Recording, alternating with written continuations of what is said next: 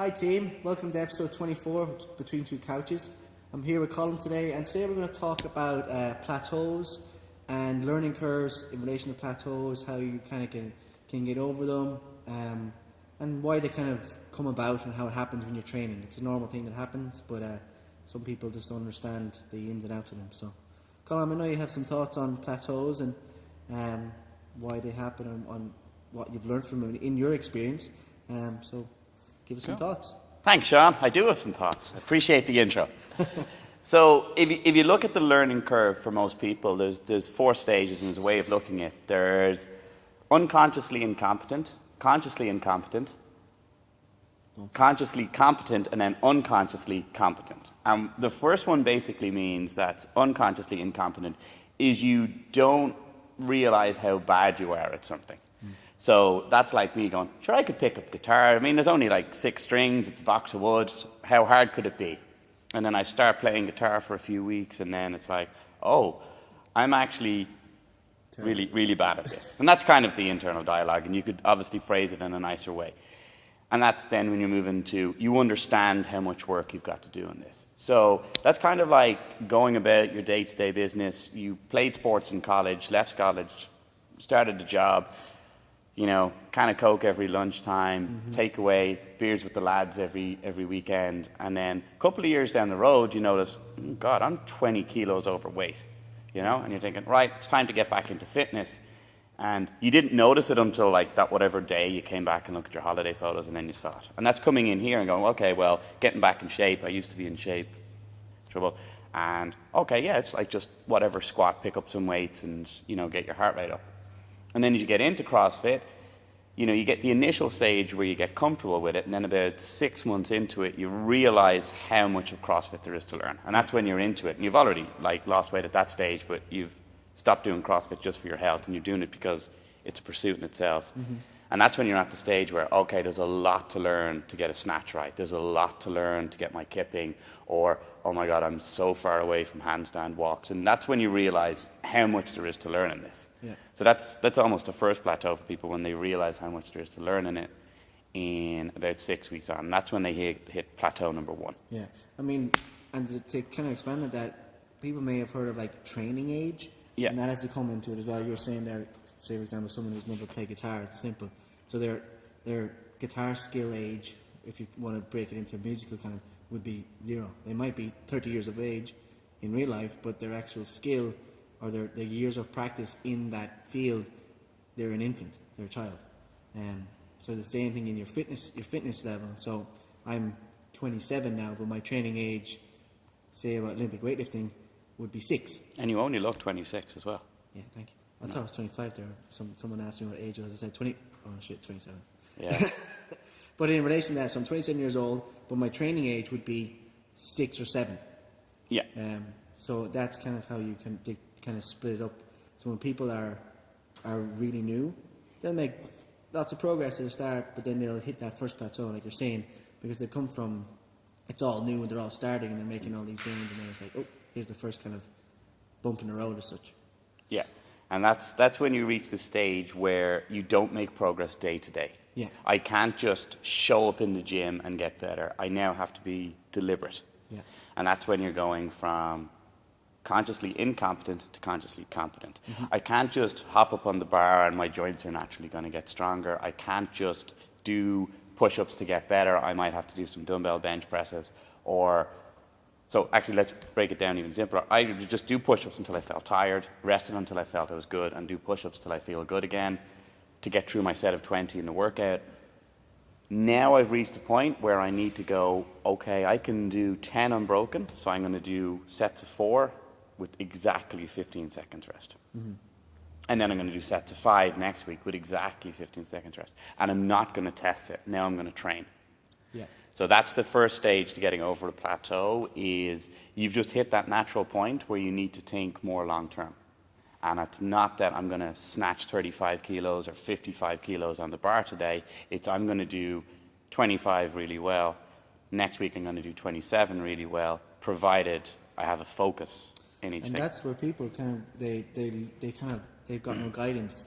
And like that, they hit, say, bring it easy when you talk about barbell movements, say, they back squat 60 kilos, and that's their best back squat.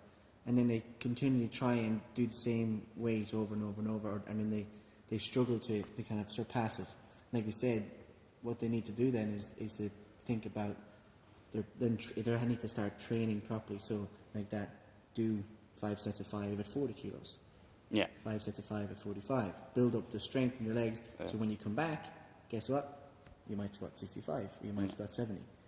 And that's where they need the guidance, right, from the likes of us, or trainers. Say, okay, you're here, let's refocus, change the tactics, and then when we come back, you'll exceed what you had.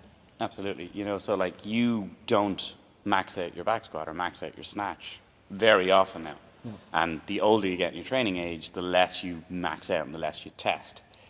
In CrossFit terms, then, you know, looking at Sam, he doesn't go for it every workout. Some workouts are just to do. Most workouts are looking for unbroken or smoother and things. pacing strategies and things like that. Or for God's sakes, put your feet together in the handstand push-ups. Yeah. He's back there. Everybody gets called out, right? And that's the stage you make after about 6 months, and then you're into conscious competence.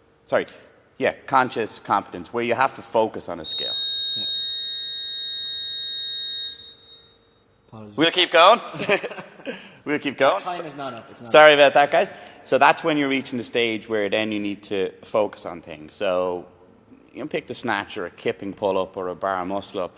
That's where hopping up and doing bar muscle-ups isn't enough to get you better. I need to focus on my hollow and arch swings. Yeah. And how long do you need to do that? I can't tell you.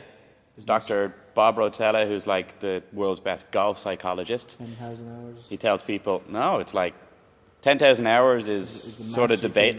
It's debate. Is it up for debate now? Is it Yeah. people don't really believe that? Well, 10,000 hours means I can just tick the box, but it's deliberate practice, and deliberate practice isn't going for it. Like it's like the thing he had in golf was like, well, I'm not good at 8-foot putts. He's like, okay, how many times are you practicing 8-foot putts? And you know, that's not just every time that rolls around the ball on the green and you tut. That's like literally going out to a putting green and hitting 100 balls today, 8-foot. You know, deliberately hitting them, going, okay, that one was left, that one was right, what do I need to change? That one was too short, that one was too far. Building up your percentage. Ditto with that. If I want to get really good at a bar muscle-up, I can't just keep popping up on bar muscle-ups. I have to go, okay, right, I'm chicken winging, so I know my hollow and arch isn't strong enough. I need to actually go back and work on my hollow and arch. Yeah. How long? We don't know, but it's deliberate practice. Yeah. And that's when you get onto the stage where you're conscious competence. And then when the Open rolls round, or when like the Dubai qualifier, the French throwdown qualifiers, because we've got more CrossFit qualifiers now, that's when you go for it, you know? But at no point, you know, I'm not going to let you max out your snatch until it matters, you know? So you coming in every Monday and trying to max out your snatch, you just start missing weights. Whereas we go look at that and say, right, well, you know, you're too far on your heels, you're not in the balls of your foot. That's what gets through you. But that's down the rabbit hole a little bit for people. Like you were saying, is you eventually have to stop going for it every day and think training. Yeah, take a step back. It's like that again, people will come in, they'll be new enough to the sport or to CrossFit or training or fitness, whatever. They'll make great strides and then they'll hit that wall. And when they get to that first plateau, then they need to readdress what they're doing and start training purposely about fixing certain things so they can improve then down the line. But it's also they need to do that so they don't get injured, because that's also another thing. People, if they haven't got guidance and they don't really know what they're doing, they think they're just, I'm going to go into the gym today, and last week I benched 22 and a half for a set of 10. I'm going to do 25s this week, and next week I'm going to do 27 and a half, so next week I'm going to do 30s, and then all of a sudden they tear a pec or their shoulder starts to hurt, and they get 8, 6, 7 reps, and they're not actually training, right? They're just kind of maxing or testing every week, and eventually they're going to get burnt out like that. You don't let me max every week because it's a higher risk of fatigue on my system, and like that. If it doesn't go well, it's also mentally as well, right? Yeah, it's going to affect you mentally too, because you'll be like, I'm crap at this stuff. Yeah, and that's the thing. Like, is the deeper you get into something, the more time you have to spend practice, the more time you have to spend on stuff you're quote unquote not good at. Yeah. again, this is all if you want to get better at this. If you want to just be fitter and healthier and enjoy it intrinsically, and we're always a big fan of make sure you're enjoying the process, just show up and do the work. And we have enough variance that your body is not being overloaded with anything. We've enough short workouts, light workouts, heavy workouts, medium workouts, body weight stuff, all that. That's all combined. And there's so many different progressions we can do for certain things. Yeah. But if you deliberately want to get better, it means being patient. And everyone says, I am being patient, but I'm not seeing results. It's like, well... That's not exactly patience, right? Yeah. Now, again, it's easy to say. And I'll like pick myself as an example. Like I struggle on pull-ups and burpees knock the wind out of me, and I'm not an overly strong deadlifter. And I worked hard on that for 6 months from the open to midterms, and then I was like, oh yeah, just because I worked hard on it doesn't mean it goes from my worst movements to my best movements. It goes from my worst movements to slightly less worse. And that's okay, and that's progress. Yeah, and that's something you just have to be happy with any progress, really. Yeah. And like you can't really put a gauge or like a standard on, well, if I do this for 6 months, this is what I should achieve. Because it doesn't work like that. Like I would love that to be the case. It's like, okay, I want to snatch 160. So if I do this for 6 months, in 6 months' time, I'll snatch 160.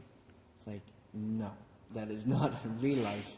I might snatch 1 kilo more, but guess what? That's an improvement. Yeah. And that's what you have to accept as well. And some people, and that's also hard for some people to kind of wrap their heads around that. You put all this work in, you put all this effort in, you got to be all this, you got to show all this patience, and you might get 5 seconds faster. You might get 1 extra muscle up. You might get 3 more handstand push-ups. But guess what? That's improving. Yeah. And you just chalk it up and go again. Yeah. And then, like, I mean, 2 final points. One is the comparison. Like, well, some people are going to progress more than you. I mean, there's 6.5 billion people in the world, so there's going to be some people that will progress more, some people that will progress less. Mm-hmm. You know, and that's unfortunately just the way it is with all fields. You know, don't boil yourself down to this one comparison of they can outlift me. Yeah. You know, and then finally we keep hammering it home. But if you want the quick win, if you want to quickly break through a plateau, actually analyze your recovery. Yeah. Is your nutrition on? Is your sleep on?